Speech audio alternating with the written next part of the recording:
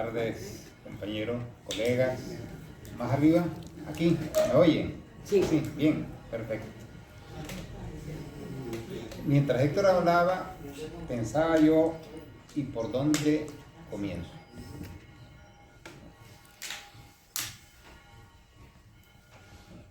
Y le voy a decir por dónde. Mi gran amigo se sorprendía, estábamos comentándolo ahí, de noticias que salen. Yo le decía que si uno se sorprende es porque aquí la información ha dejado de existir y lo que se transmite en los grandes medios de comunicación es propaganda dirigida a crear una mentalidad única, una visión única, monolítica de las cosas, donde no hay debate, no hay nada. Y en esto se ha muerto la izquierda. Yo soy de los que cree firmemente que en Europa no hay izquierda, se murió. Entre corruptelas, carguitos, sillones, chaletes y piscinas, se murió. También le comentaba que esto que aquí sorprende en Estados Unidos es un debate que viene de años atrás. Y esto es importante conocerlo para entender lo que está pasando en Estados Unidos por los efectos que tiene lo que pasa en Estados Unidos en el resto del mundo, sobre todo en Occidente, porque también debemos tener claro que el oleaje que emana de Estados Unidos golpea con más fuerza a Europa de lo que puede golpear a China o a Rusia o a África, porque esto es el gallinero. Esto es la sustitución de las antiguas Banana Republic por las Banana European Republics. En Estados Unidos desde hace años viene dándose un debate que es único en la historia de Estados Unidos. Por esta razón, hasta hace unos años, en Estados Unidos había un consenso general básico entre republicanos y demócratas en cuanto a política económica, política exterior, política militar, de manera que gobernara uno, gobernara el otro, da igual. Sin embargo, este consenso está roto. Y eso es algo que, por ejemplo, en Europa no se cuenta. Porque aquí no se puede dejar ver las fracturas que hay en Estados Unidos, porque como toda la política europea es una dependencia total de Estados Unidos, no pueden decir que eso de quien dependen se está rompiendo. Tienen que transmitir la idea de que sigue siendo Superman, el muñeco monolítico, el hombre de acero que todo lo sostiene. Y no es así. Y no es así por una razón simple, porque en todo esto, como decía Tucídides, hay que andar con la economía en la mano. Y Estados Unidos en su época de apogeo, que fueron los años 50, 60, representaba el 50% de la economía mundial. De manera que de cada $2 que producía el mundo, uno venía de Estados Unidos. Pero hoy, en este año 25 del siglo XXI, Estados Unidos representa el 15% de la economía mundial en términos de precio por paridad, el PPP que siempre se es inferior a China y es un poco más del doble que la de India. Es demasiada poca pólvora para todo lo que quieren hacer. Por esa razón es que si uno lee los diarios de otros países, se toman todas estas declaraciones de Trump, todas estas alharacas que hacen Estados Unidos pues, con una sonrisa irónica. Es decir, ¿de dónde vas a ir de matón si ya tus mejores años pasaron, muchachos, ¿sabes? Y esto llevó a que en Estados Unidos surgieran dos grupos que en los últimos años ya se dieron nombres, los republicanos más en la línea de Trump llaman a los demócratas globalistas y los globalistas llaman a los sectores republicanos de esta línea conservadores. La diferencia tiene un fondo económico demoledor. Estados Unidos tiene una década larga con un déficit anual en el comercio de 900.000 millones de dólares. Y este déficit de Estados Unidos lo ha ido financiando con emisión de bonos del tesoro, de deuda, pues, que compra el mundo. La compraba China, la compraba Rusia, Arabia Saudita, Japón, Corea del Sur, los países europeos, de manera que el presupuesto estadounidense al final de cuentas lo terminaba financiando buena parte del planeta. Pero esa línea se está agotando, porque ocurre lo siguiente, es que si vendes bonos del tesoro, los vendes con intereses. Y Estados Unidos, se me quedó el dato en Madrid, salió en un artículo de la revista de American Conservative. Estados Unidos el año pasado pagó algo así como 600.000 millones de dólares en intereses. Una barbaridad. A esto se agrega, y esta es la pataleta de Trump con el dólar, que cada vez es mayor el número de países que están reduciendo sus movimientos con el dólar. La campanada la dio Arabia Saudita hace unos meses cuando no prorrogó el tratado con Estados Unidos que la obligaba a comerciar todo su petróleo y todo su gas en dólares. Y se quedó arreglado con China para traficar con monedas nacionales, con Rusia igual. Y esto ya viene en cadena. ¿Qué es lo que pasa entonces en Estados Unidos? Que si los países van abandonando el dólar, ya no tendrá Estados Unidos cómo financiar su inmenso, astronómico presupuesto. Que solo en gasto militar este año son 980.000 millones de dólares, el 60% del gasto militar mundial. Esto lleva a unas contradicciones profundas, porque claro, hay sectores dentro de los conservadores, sectores muy fuertes, algunos de los cuales ya están en el gobierno de Trump, que dicen que Estados Unidos debe abandonar la agenda imperialista. Debe empezar a replegar tropas, debe empezar a reducir el gasto y debe concentrarse esencialmente en su gran enemigo sistémico, que es China. Que a ellos en Ucrania no se les ha perdido nada, que no tienen por qué estar financiando a todo el mundo en todas las guerras, sino que deben ya empezar a racionalizar su economía, lo que significa darle una vuelta de calcetín a su política exterior. Y estos son números fríos, porque según el Departamento del Tesoro, a este ritmo de gasto, Estados Unidos en unos años más tendrá un 130% de déficit presupuestario, con una cantidad millonaria de intereses a pagar y de préstamos a contraer para seguir pagando intereses y sostener pues la maquinaria, sobre todo bélica, y su presencia en todo el mundo. Entonces, a partir de aquí es que hay esta ruptura,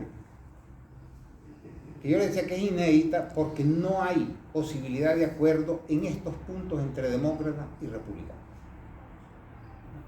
Y por eso, en la línea de Trump, pero esto no es nuevo, porque ya lo venían denunciando sectores conservadores en artículos que uno se queda. Mire, hay artículos que aparecen en The American Conservative o en The Foreign Office, que uno dice, pero yo lo firmo.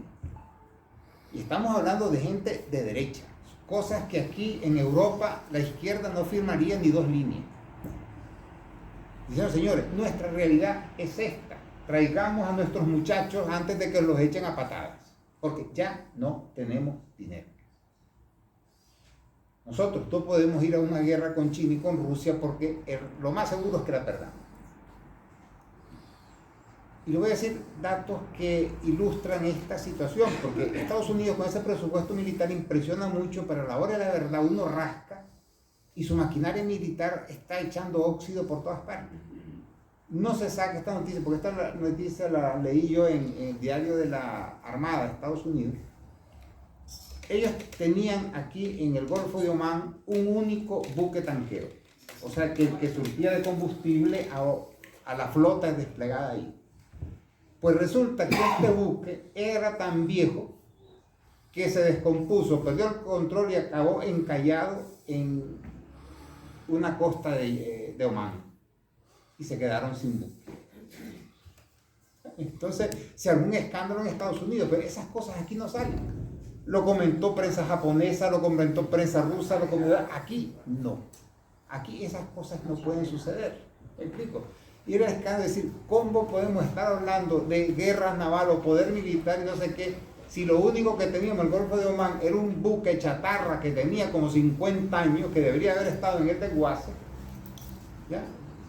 Se descompone y se encalla y no hay otro.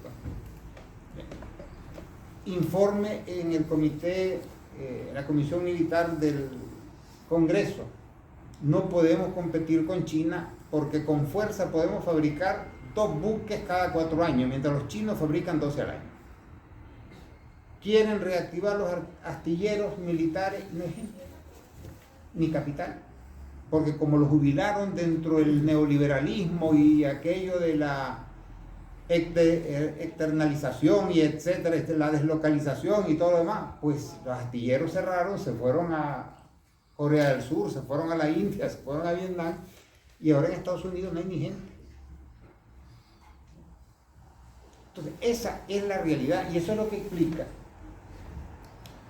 toda esta línea tan dura en algunos aspectos del gobierno Trump contra las administraciones demócratas. Porque ellos consideran, y esto no es novedad porque lo vienen diciendo desde hace años, que los culpables de toda la debacle industrial y manufacturera de Estados Unidos han sido las administraciones demócratas, con su agenda globalista, con su empeño en meterse en guerras que fueron una ruina total, que Estados Unidos se metió en 40 guerras y no ganó ninguna. ¿Ya? En cambio, el tesoro quedó endeudado por décadas y décadas. De hecho, yo tengo, y creo que, no me acuerdo en qué libro lo saqué, que la deuda acumulada de Estados Unidos es tal que los estadounidenses, hasta los bebés, tendrán que pagar esa deuda durante 140 años.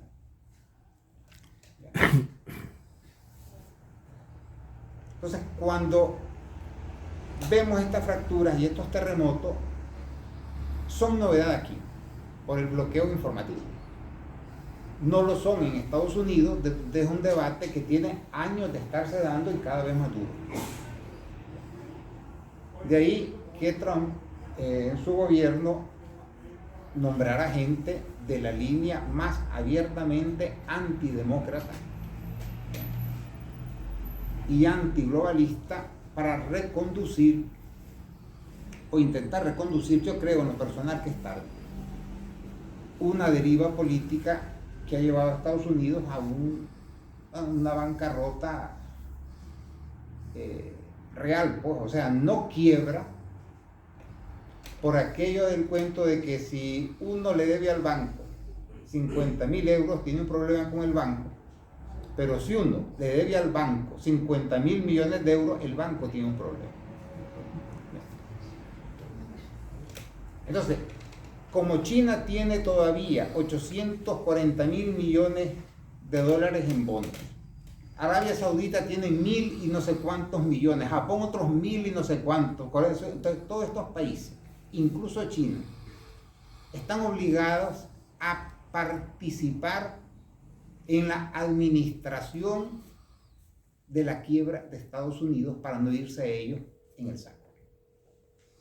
Porque no pueden permitir que Estados Unidos quiebre, porque entonces todo lo que tienen en dólares se convierte en papelillo. Entonces, hay aquí una situación como esa de la serpiente que se muerde la cola, y que eso determinará que el declive de Estados Unidos vaya siendo pausado, relativamente pausado. con una única salvedad.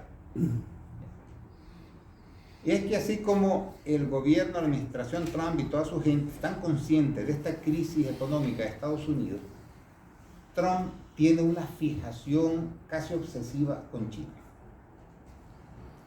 Si ustedes siguen su política, todo esto de los aranceles y las prácticas que está siguiendo son medios para ir recogiendo fondos para lo que ellos llaman la asunción del desafío chino. Es decir, un rearme masivo de Estados Unidos, pero focalizado en una guerra con China. Esa es la razón por la que el equipo de Trump propugna que los europeos asuman la guerra en Ucrania. Porque eso les permitiría a Estados Unidos redirigir todos los fondos que viene gastando en Ucrania, que hablamos de decenas de miles, millones de dólares, para su proyecto chino, digamos. Y de ahí la exigencia de Trump de que los europeos suban el gasto en defensa hasta el 5%, lo que significaría la quiebra para una mayoría de países. ¿Ya? Al mismo tiempo que siguen comprando gas y petróleo estadounidense al triple del precio que lo vende Rusia. O sea, hacer caja, pues, como sea. Esto, digamos, es el aspecto más delicado del proceso de cambio, porque esta situación debemos insertarla en lo que Rusia llamó, hará una decena larga de años, la multipolaridad. Si Estados Unidos representa el 15% del PIB mundial en términos de PPP, China representa el 20 y pico, India casi el 8%, pero hay economías en continuo ascenso, lo que significa que en términos económicos el mundo ya es multipolar.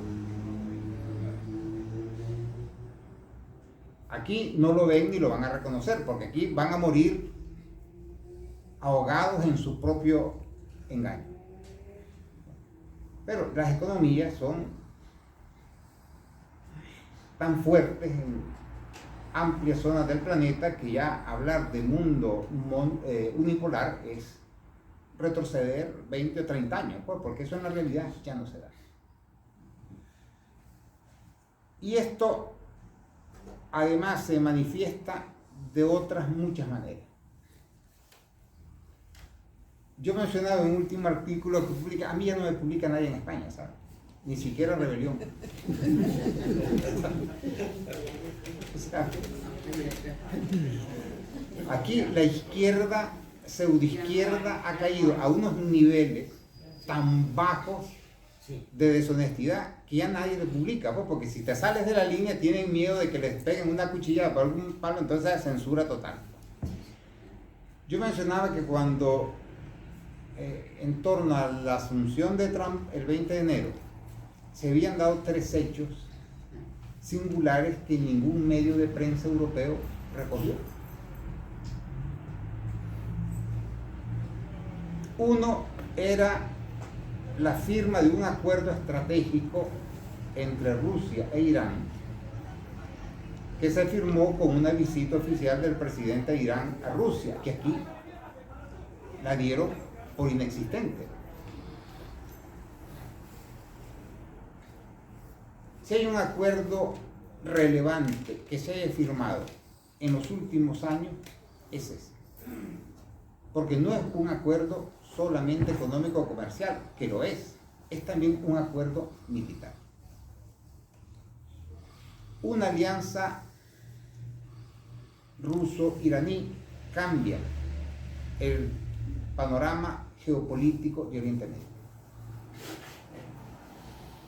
Porque esto es decir, bueno, esto se daría con acuerdo y sin acuerdo, un ataque a Irán será un ataque contra Rusia y contra China, y aquí vamos a morir.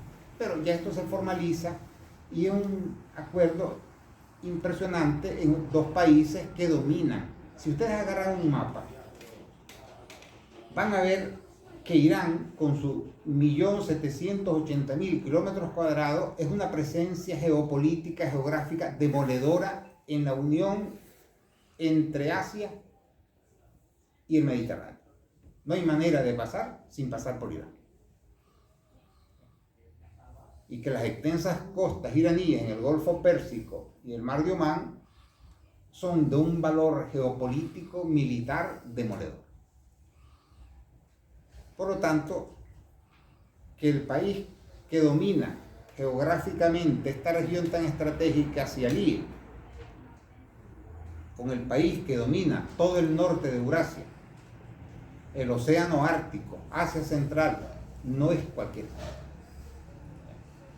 Porque a esto debemos agregar otro hecho, que tampoco aquí fue mencionado. El ministro de Defensa de India, ¿sabes? No de Barbados ni de Liechtenstein o San Marino,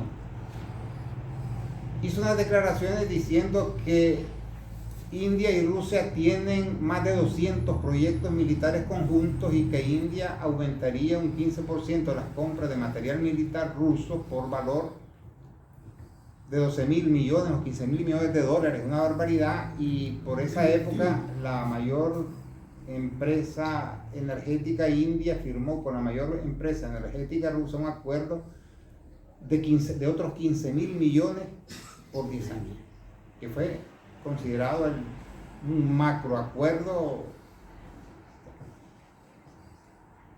Y esto viene a reconfirmar la alianza entre India y Rusia, no entre Estados Unidos y Panamá, ni entre Estados Unidos y Dinamarca, India y Rusia.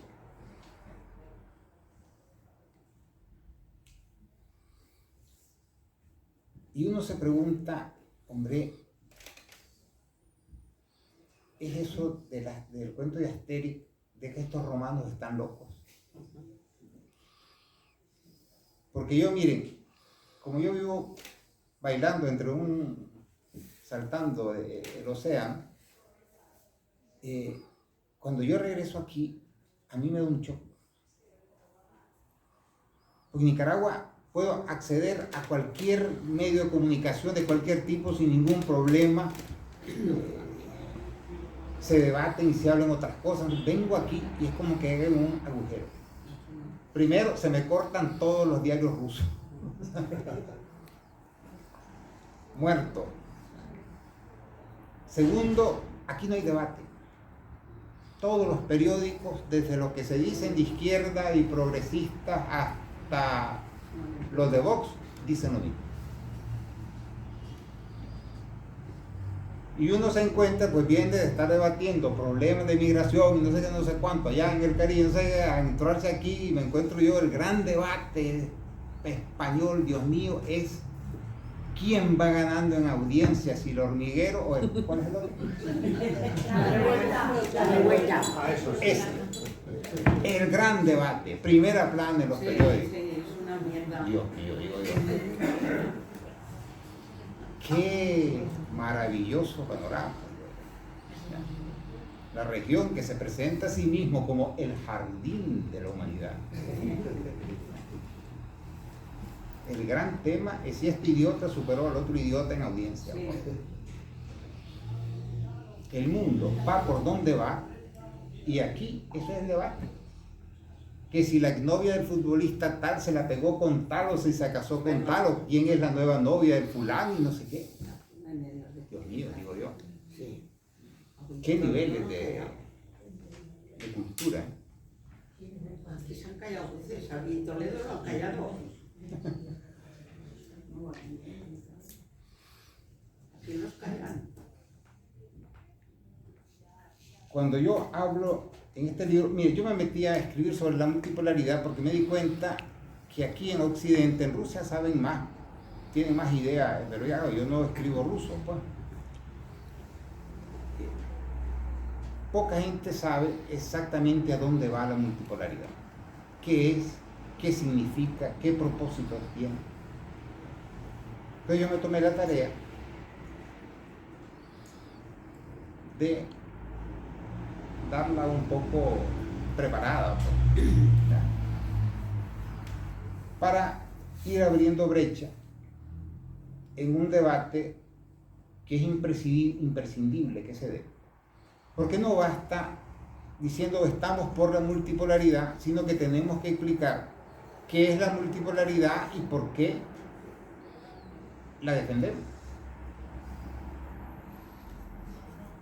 Y esto tiene que ver profundamente con el gran fenómeno que veremos en las próximas 2 décadas, que es el cambio de ciclo, porque estamos en un cambio sistémico.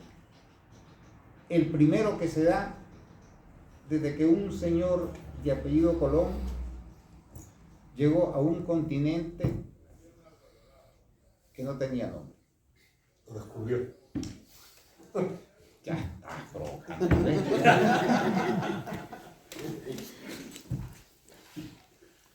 Porque ese fue el primer gran cambio sistémico a nivel mundial. Yo le voy a decir una cosa aquí, de paréntesis. Hombre, los españoles se quieren poco, o nos queremos poco, pues, porque español también soy. Porque en la historia humana han habido cosas grandes, el descubrimiento del fuego, de la rueda, de los metales, y también el descubrimiento de América, descubrimiento en el sentido de que fueron los españoles los que dieron a conocer al resto del mundo que existía ahí un continente. No es que ellos lo inventaran, pues, que esto es otra cosa. Uno descubre lo que ya existe, ¿ya? Uno inventa lo que no existe. Y con el proceso de conquista y colonización de las Indias, para llamarlo por su nombre histórico, se dio la primera unión del planeta entero. Porque antes, y esto yo lo cuento ahí, antes se funcionaba por parches, o sea, la civilización y la economía y la cultura china funcionaba en China y alrededor. Lo que era la península india, porque India no existía como tal, pues entre ellos, por las dificultades que entrañaba mover las cosas, porque antes se hacía pues a pie, en carreta o a caballo. Y claro, eso uno puede mover cantidades limitadas, pero no puede salirse de determinados volúmenes, entre otras cosas, porque los caminos estaban llenos de ladrones, asaltantes, no sé qué, con lo cual aquello era una auténtica aventura. Si el famoso Marco Polo, yo estuve en China, en una ciudad que dicen que llegó Marco Polo, aunque nadie sabe si Marco Polo llegó, pues eran viajes que la gente tardaba 5, 10, 15 y 20 años en volver, pues porque aquello era, claro, moviéndose a lomo de caballo. Yo no sé cuántos de ustedes han andado a lomo de caballo, pero al principio sí es bonito, pero después de 2 horas duele hasta el tímpano. Con España se da el primer imperio marítimo mundial, que es también la primera ruta comercial mundial que se formó en el famoso Galeón de Manila, bueno, famoso por lo menos para los que lo conocen y que aquí prácticamente nadie conoce, porque fue la primera ruta de globalización de la historia. ¿Saben lo que era el Galeón de Manila? ¿Cuántos? Que levanten la mano aquí aplazados todos, cara a la pared. ¿Se dan cuenta? Es que aquí a unos comerciantes en Filipinas, en Manila, en el virreinato de la Nueva España, se les ocurrió, después de que este cura jubilado, que lo sacaron del convento y lo pusieron a marear, no, era Urdaneta. Fray Luis de Urdaneta descubrió la tornavuelta, es decir, que se podía ir Porque el problema de comunicación de Filipinas y el Asia con las Indias es que no se podía ir, pero no volver. Recuerden que todo se movía por las corrientes de aire. Y Urdaneta descubrió que subiendo por Japón y dando la vuelta por arriba hasta bajando por California se llegaba a México. O sea, a partir de ese descubrimiento, los comerciantes plantearon crear una ruta comercial y entonces en Manila, desde Manila salían los barcos a mercar por todo el sudeste asiático. Desde India hasta China. Reunían ahí toda la mercancía y cuando estaba reunida se formaba el galeón, que eran 15 o 20 o 30 buques que siguiendo la ruta de Urdaneta llegaban a Acapulco. Y se hacía en Acapulco lo que algunos historiadores y economistas dicen que era la mayor feria comercial del mundo, donde llegaban productos de todo el sudeste asiático y unos se distribuían en las otras provincias, bajaban de Acapulco hasta la Capitanía General de Chile o cruzaban para Nueva Granada o Cuba, y el resto se embarcaba en Veracruz en otra flota de galeones para Europa. Y así llegaban los productos. Y eso fue durante 3 siglos la única ruta comercial que permitió llevar productos de un extremo a otro del planeta. Le voy a contar una anécdota. De niño, nosotros para amarrar los trompos usábamos unas cuerdas de cáñamo que la llamábamos manila.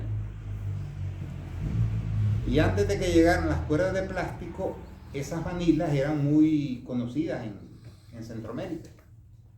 Y yo, hasta que supe de la existencia del galeón de Manila, supe que esas cuerdas se llamaban manila porque llegaban con el galeón de Manila, porque eran cuerdas hechas de una variedad de marihuana, de cannabis, de cáñamo. Y entonces, claro, llegaban las cuerdas a la provincia de Nicaragua, decían, llegaron las cuerdas de Manila, y se quedó Manila. Y en Granada, en Nicaragua, se fabrican unas sillas que yo las vi en la película de Manuel y no me da vergüenza reconocerlo. Que yo me dije, ¿y qué hacen las sillas de Granada en esta película de Manuel en Tailandia? Y es que era al revés. Seguramente del antiguo reino de Siam, a través del galeón de Manila, llegaron estas sillas hasta Granada de Nicaragua y ahí los artesanos empezaron a reproducirla porque la clase dominante le decían yo quiero esa silla, pues se quedaron como las sillas de Granada, que en Nicaragua creen que son auténticas de Granada y no la que usa Emmanuel. Bueno, volvamos. Cuando se crea Naciones Unidas, debemos pensar una cosa. El sistema mundial actual, o el ordenamiento jurídico actual, o esto que llamamos pues el ordenamiento o la sociedad internacional, nació después de la Segunda Guerra Mundial y fue forjada entre 1944 y 1960, fin de la Segunda Guerra Mundial y los años más duros de la Guerra Fría. Y esto determinó algo que yo cuento en el libro para los que quieran y se animen a leerlo, que en aquellas Naciones Unidas que crearon 51 estados, de los cuales solo 13 no eran occidentales, todos eran americanos o europeos. En ese periodo, del 44 al 60, se crearon todos los grandes organismos de Naciones Unidas, la UNESCO, la UNICEF, etcétera, etcétera, etcétera. Y claro, en aquella Organización de Naciones Unidas solo habían 3 países disidentes, que eran la Unión Soviética, Ucrania y Bielorrusia, que figuraban por petición que hizo Stalin de que se los metieran como país independiente, porque se dio cuenta Stalin de que estaba solo. Entonces, claro, cuando la Asamblea General votaba por dónde ponemos la sede de la UNESCO, París, París. ¿Dónde va UNICEF? Estados Unidos, Estados Unidos. De resulta de lo cual, los organismos especializados, fondos y programas de Naciones Unidas, todos, con excepción de 3, que son los más pequeños, tienen sedes en Europa, Estados Unidos y Canadá. Todos. Y claro, el bocado de León se lo llevó a Estados Unidos, que se quedó con la sede de Naciones Unidas, pero también con la sede de los organismos financieros, que son el FMI y el Banco Mundial, y también se quedó con la UNICEF. O sea, Estados Unidos se quedó con lo económico y lo político. Y a los europeos le dieron, pero concentradas en Ginebra. Ginebra vive de las sedes internacionales. Esto parece no tener importancia, pero yo le voy a dar una cifra económica y después le voy a explicar la importancia de las sedes, porque yo he trabajado mucho en organismos internacionales y si no lo hubiera trabajado, no haber trabajado tantos años en ellos, yo no hubiera podido escribir ese libro. Le voy a explicar luego por qué. Naciones Unidas tiene de promedio, años más, años menos, cada año aumenta un poquito, un presupuesto de 60.000 millones de dólares. Cifras redondas, pues hagan los números y saldrá poco más, poco menos, pero es cifra redonda, que yo la tengo cotejada de los datos que saca Naciones Unidas, pues están ahí. 60.000 millones de dólares que se quedan fundamentalmente en Estados Unidos, Suiza, Países Bajos, Francia y Canadá. O sea, los fondos millonarios de la Organización Mundial se los quedan 12 países que están entre los más ricos del mundo. En 10 años, 60.000 hacen 600.000 millones de dólares. En 10 años. Saquen los números desde el 45 para acá. Ahora yo les pregunto, ¿cuándo alguno de ustedes ha oído hablar de un programa mundial de desarrollo de esa cifra? 600.000 millones de dólares para el desarrollo de los países. Ahora, para que me entiendan por dónde voy, les voy a dar otro dato. Cuando escribí el libro, yo que había estado tantas veces en Nueva York, en Naciones Unidas, y que me daba cuenta el dinero que se movía, a partir, en primer lugar, de lo que gastaba cada delegación de Nicaragua que llegaba a cada reunión en Naciones Unidas. Porque había que alquilar habitaciones de hotel, restaurante, alquilar vehículos, etc. Y yo decía, hombre, dinero, ¿saben? Sí. Porque un hotel en Nueva York, United Nation Plaza, por ejemplo, en los 80 costaba $120, que ahora vale como 500. Entonces yo dije, tiene que haber un estudio de lo que le produce a la ciudad de Nueva York la sede de Naciones Unidas. Me costó una naranja y la mitad de otra encontrar el dato. Y fue un estudio del propio ayuntamiento de Nueva York de 2014, pero me varía porque después solo es hacer la proyección. Y ese estudio decía que la sede de Naciones Unidas le dejaba a Nueva York en ese entonces como 6.000 y pico de millones de dólares.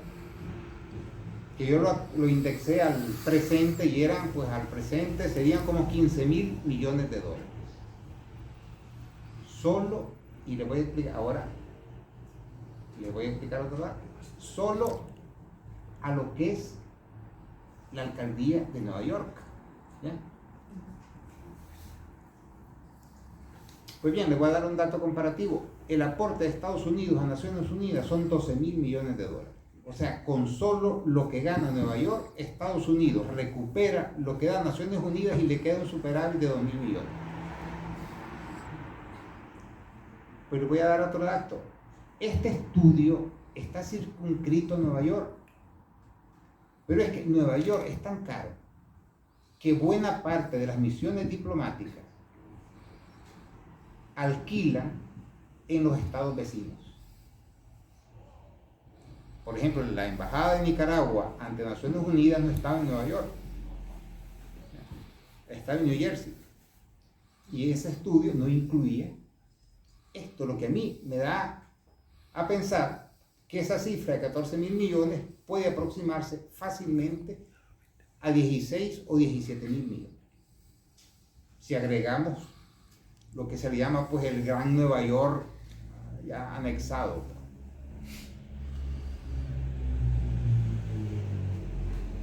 Tengo el informe de Ginebra, de Suiza, sobre lo que le deja Naciones Unidas. No les voy a dar el dato para que se lean el libro si lo quieren saber. Claro, porque si no, aquí no hacemos negocio. ¿Ya?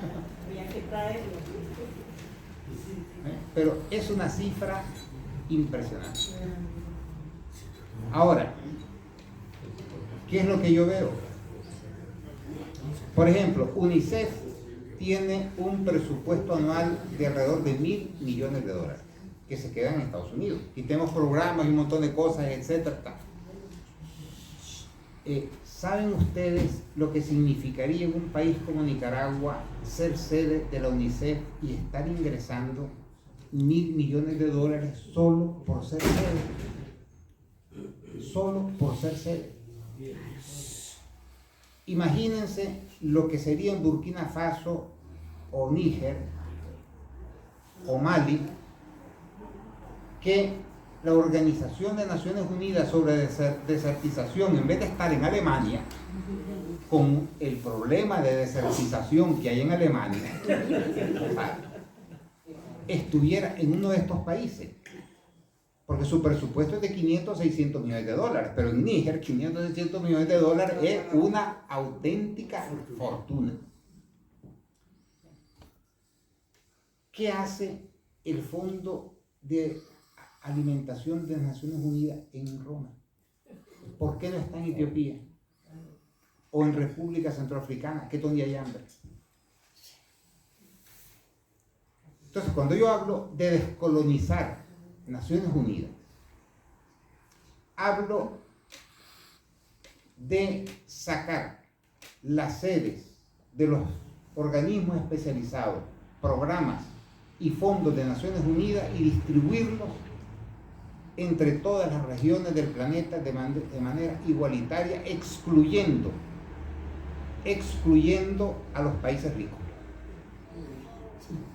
para que esos 60.000 millones de dólares de presupuesto de Naciones Unidas se conviertan en un fondo de desarrollo y cooperación con las áreas más pobres y desafortunadas del planeta. Eso solo en términos económicos y de desarrollo sería un impacto demoledor. ¿Ya? La lógica de las cosas, por ejemplo, es que la UNESCO estuviera en Alejandría, en honor a la antigua biblioteca y donde se juntaban 3 continentes. ¿Por qué está en París? Ahora les voy a dar el otro aspecto. Ser sede da un enorme poder político al país, aparte del ahorro que le significa. Por ejemplo, Estados Unidos tiene en Naciones Unidas como 800 o 1.000 funcionarios, a los que solo les paga el salario porque ellos viven en sus casas, ellos viven ahí. No tienen que alquilar vivienda como la inmensa mayoría de los países que tienen misión en Naciones Unidas. Con lo cual, Estados Unidos tiene una presencia demoledora en todo, en cualquier comisión, en la más mínima y ridícula, allí hay 2 gringos. Algo que no puede hacer ningún otro país. De manera que un montón de decisiones se toman en función de los delegados que están presentes y como su mayoría son occidentales, pues ahí salen los occidentales siempre ganando.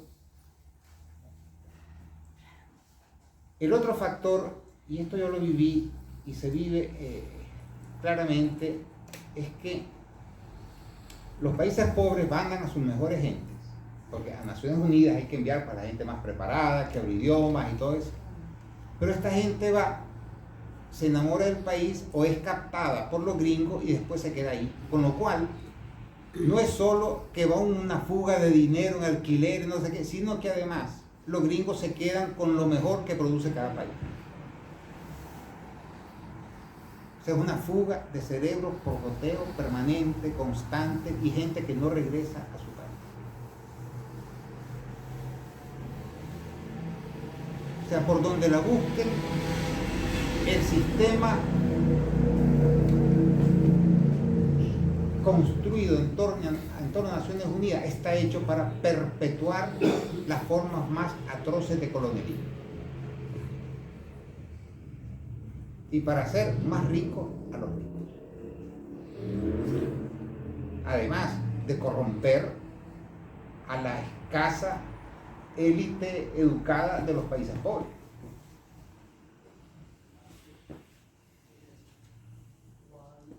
Entonces, descolonizar Naciones Unidas es muchas cosas. En realidad, les voy a contar otra cosa. Ese libro no me lo quiso comentar nadie, ni siquiera amigos que tenían buenos medios de comunicación, no les diré cuáles, pues, por lealtades, ya. Nadie quiso. ¿Pero te refieres a prologar o hacer alguna reseña? Hacer una reseña, simplemente, pues, se publicó este libro, que sea 4 líneas. No. ¿Y saben por qué? Porque la última trinchera del colonialismo occidental es la actual estructura de Naciones Unidas. En el momento en el que la nueva sociedad internacional, en el mundo multipolar, decida sacar todas las sedes de Occidente, Occidente perderá el 70% de su poder político y por supuesto dejará de manipular Naciones Unidas. Por eso yo digo y sostengo que sin descolonización de Naciones Unidas no puede haber multipolaridad. No puede haber multipolaridad mientras Estados Unidos, porque además Estados Unidos, por ejemplo, decide si te da visa o no te da visa. O a veces no quiere que llegue una delegación, pero tiene un acuerdo con Naciones Unidas que le obliga a dar visa, pero te la da el último día y ya no puede volar. O ahora que está la UNESCO en París, los diplomáticos rusos que quieran ir a una misión a la UNESCO tienen que dar una vuelta por medio mundo porque no pueden sobrevolar el cielo europeo. Tienen prohibido los aviones, tienen cerrado el espacio aéreo. Pues. A los cubanos, Estados Unidos le boicotea las delegaciones cuando le da la gana. Entonces, es decir, un sistema que quizás es la forma más sofisticada de expolio, opresión y manipulación política que existe en el mundo. Y yo incluso, y aquí voy a terminar porque hay tantos temas, los que quieran preguntar, yo me meto con los organismos deportivos internacionales. La verdad, sí. Una parte muy interesante. A nadie se le ocurre pensar en esas cosas, a mí sí. Porque el deporte tiene una proyección política demoledora. Recuerden aquellos duelos titánicos entre soviéticos y estadounidenses en cada Olimpiada. ¿Ya?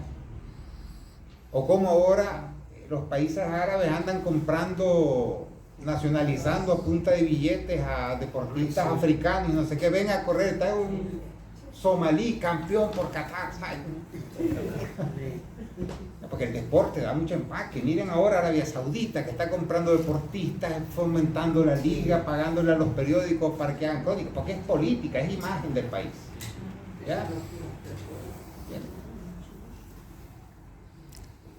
Pues uno va a los organismos deportivos internacionales y es un selecto club de blanquitos. El Comité Olímpico Internacional solo ha estado dirigido por europeos y estadounidenses. Nunca van a encontrar a otro que no sea de ahí, salvo un brasileño, que era brasileño, nacionalidad, hijo de alemanes, racista y con un abuelo que era nazi, pues tal vez por eso. Bueno, pues ya. El único. Van al otro, todos. Yo allí les analizo algunos de los más relevantes, se quedarán sorprendidos. Ex dirigentes de Coca-Cola, ex de Price and Waterhouse, o sea, es de lo más granado y democrático del mundo. Y así pasa que cuando Ucrania sacaron a Rusia a todas las competiciones. O sea, no es que el deporte es apolítico. Pues todos los europeitos y atlantitos que están ahí metidos y gobiernan todas las organizaciones deportivas estuvieron de acuerdo en acatar la orden y sacaron a Rusia y Bielorrusia de todas las competiciones. Los admitieron a regañadientes algunas, pero no puedes lucir la bandera de su país, pues ni puedes hacer alusión ni a Rusia ni a Bielorrusia porque te descalifican. Pero ¿quién sacó a los putos asesinos israelitas de nada? Eso sí que participaron. ¿Ya? Pues fíjense. Quitaron a Rusia y a Israel no. Entonces, esas son las cosas que se vienen. El cambio sistémico va a arrasar con este modelo de sociedad que nació de la Segunda